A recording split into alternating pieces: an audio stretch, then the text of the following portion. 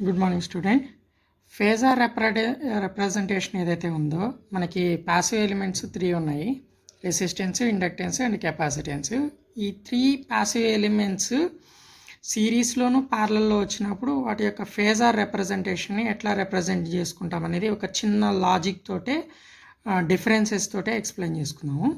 ఇక్కడ ఫస్ట్ ఒక రెసిస్టర్ అనేటువంటిది తీసుకుంటున్నాం పాసివ్ ఎలిమెంట్స్లో. ఆ రెసిస్టర్ యొక్క యూనిట్స్ వచ్చి ఓమ్స్. ఓకే, ఆ రెసిస్టర్ని మనము సిరీస్లో తీసుకుంటే, అంటే ఏదైతే నెట్వర్క్ కానీ లేకుండా ఉంటే ఒక సర్క్యూట్ కానీ, ఆ రెసిస్టర్ అనేటువంటిది ఆ నెట్వర్క్ అండ్ సర్క్యూట్లో సిరీస్లో వస్తే కనుక ఫేజార్ రిప్రజెంటేషన్ ఎట్లా వస్తుంది, ప్యారలల్లో వస్తే కనుక ఫేజార్ రిప్రజెంటేషన్ ఎట్లా వస్తుంది అనేదే కాన్సెప్ట్. సిరీస్లో ఏమవుతుంది అంటే మీరు గుర్తుపెట్టుకోవాల్సింది మెయిన్ ఇంపార్టెంట్, సిరీస్లో కరెంట్ కాన్స్టెంట్ ఉంటుంది కాబట్టి ఫేజార్ రిప్రజెంటేషన్లో కరెంట్ని రెఫరెన్స్గా తీసుకుంటాం అన్నమాట. ఓకేనా. ప్యారలల్లో వోల్టేజ్ అనేటువంటిది కాన్స్టెంట్ ఉంటుంది కాబట్టి వోల్టేజ్ని రెఫరెన్స్గా తీసుకుంటాం. బేసికల్గా మనం గుర్తుపెట్టుకోవాల్సింది ఏంటంటే ఒక నెట్వర్క్లో కానీ ఒక సర్క్యూట్లో కానీ కరెంట్ అండ్ వోల్టేజెస్ రెండు కూడా ఉంటాయి. ఓకేనా. ఎందుకంటే ఒక నెట్వర్క్ కానీ ఒక సర్క్యూట్ కానీ బోత్ వోల్టేజ్ అండ్ కరెంట్ వల్లనే ఆపరేట్ అవుతుంది. కాకపోతే సిరీస్లో ఒక పాసివ్ ఎలిమెంట్ మనం సిరీస్లో కనెక్ట్ చేసినట్లయితే అక్కడ కరెంట్ అనేది కాన్స్టెంట్ ఉంటుంది కాబట్టి ఆ కరెంట్ని బేస్ చేసుకొని వోల్టేజ్ని డిఫైన్ చేస్తాం అన్నమాట. ఓకేనా. అదేవిధంగా ప్యారలల్లో కనెక్ట్ చేసామనుకోండి ఒక పాసివ్ ఎలిమెంట్ని, అక్కడ ప్యారలల్లో వోల్టేజ్ అనేది కాన్స్టెంట్గా ఉంటుంది కాబట్టి వోల్టేజ్ని బేస్ చేసుకొని కరెంట్ని డిఫైన్ చేస్తాం.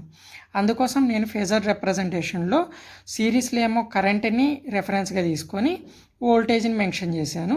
సో రెసిస్టివ్ లోడ్ ఏదైతే ఉందో మనం తీసుకుంటున్నాము సిరీస్లో కానీ ప్యారలల్లో కానీ, ఆ సిరీస్ అండ్ ప్యారలల్లో తీసుకున్నటువంటి రెసిస్టివ్ కేసులో బోత్ వోల్టేజ్ అండ్ కరెంట్స్ రెండు కూడా ఇన్ ఫేస్లోనే ఉంటాయి కాబట్టి ఫేజార్ రిప్రజెంటేషన్లో కూడా కరెంట్ అండ్ వోల్టేజెస్ రెండు కూడా సేమ్ ఫేస్, అంటే సేమ్ ఫేసు సేమ్ గీత మీద, అంటే సేమ్ లైన్ మీద ఫేజార్ డయాగ్రామ్ అనేది వస్తుందన్నమాట. అది సిరీస్లో కానీ ప్యారలల్లో కానీ. కాకపోతే డిఫరెన్స్ ఏంటి అంటే ఇక్కడ ఐ అనేటువంటిది రెఫరెన్స్, ఇక్కడ వి అనేటువంటిది రెఫరెన్స్ను. ఐని రెఫరెన్స్గా తీసుకొని వోల్టేజ్ని సేమ్ లైన్లో డిఫైన్ చేస్తున్నాము. ఇక్కడ వోల్టేజ్ని రెఫరెన్స్గా తీసుకొని కరెంట్ని సేమ్ లైన్ మీద రిప్రజెంట్ చేస్తున్నాము. ఓకేనా. Then will go for inductor. Same ఇండక్టర్ని సిరీస్లో తీసుకున్నప్పుడు ప్యారలల్లో తీసుకున్నప్పుడు ఏ విధంగా ఫేజార్ రిప్రజెంటేషన్ వస్తుంది. ఇప్పుడు ఇండక్టర్లో తీసుకున్నట్లయితే మనకి ఇండక్టర్ని సిరీస్లో కనెక్ట్ చేసిన ప్యారలల్లో కనెక్ట్ చేసిన ఇండక్టివ్ కేసులో కరెంట్ అనేటువంటిది లాగింగ్ ఉంటుంది, వోల్టేజ్ అనేటువంటిది లీడింగ్ ఉంటుంది. ఓకేనా. ఇప్పుడు మన థియరీ ప్రకారము సిరీస్లో వచ్చేటప్పటికి కరెంట్ని మనము రెఫరెన్స్గా తీసుకోవాలి, ఈ ప్యారలల్లో మాత్రము వోల్టేజ్ని రెఫరెన్స్గా తీసుకోవాలి. దేన్ని రెఫరెన్స్గా తీసుకున్నా కానీ థియరీ ప్రకారము ఒక ఇండక్టర్ని సిరీస్లో కానీ ప్యారలల్లో కానీ కనెక్ట్ చేసినట్లయితే కరెంట్ అనేది లాగింగ్ ఉంటుంది, వోల్టేజ్ అనేటువంటిది లీడింగ్ ఉంటుంది. ఇప్పుడు కరెంట్ని ఇక్కడ రెఫరెన్స్గా తీసుకున్నాను కాబట్టి వోల్టేజ్ని పైన డ్రా చేశాను విత్ 90 degrees లీడింగ్. ఓకేనా. ఇక్కడ నేను వోల్టేజ్ని రెఫరెన్స్గా తీసుకుంటున్నాను కాబట్టి కరెంట్ అనేది లాగింగ్ ఉండాలి కదా, లాగింగ్ ఉండాలి కాబట్టి కిందికి డ్రా చేశాను కరెంట్ని. ఓకేనా. ఈ కేసులోనూ రెండిట్లో మీరు గమనించినట్లయితే వోల్టేజే లీడింగ్లో ఉంది. ఇక్కడ కూడా వోల్టేజ్ అనేది పైన ఉంది, ఇక్కడ కూడా వోల్టేజ్ అనేది పైన ఉంది. కాకపోతే ఇక్కడ కరెంట్ని రెఫరెన్స్గా తీసుకొని వోల్టేజ్ని పైన డ్రా చేశాను, ఇక్కడ వోల్టేజ్ని రెఫరెన్స్గా తీసుకొని కరెంట్ని కింద డ్రా చేశాను. ఓకేనా. అదే డిఫరెన్స్. రెండిట్లోనూ వోల్టేజ్ అనేది లీడింగ్, కరెంట్ అనేటువంటిది లాగింగ్. ఓకేనా. Then will go for capacitance.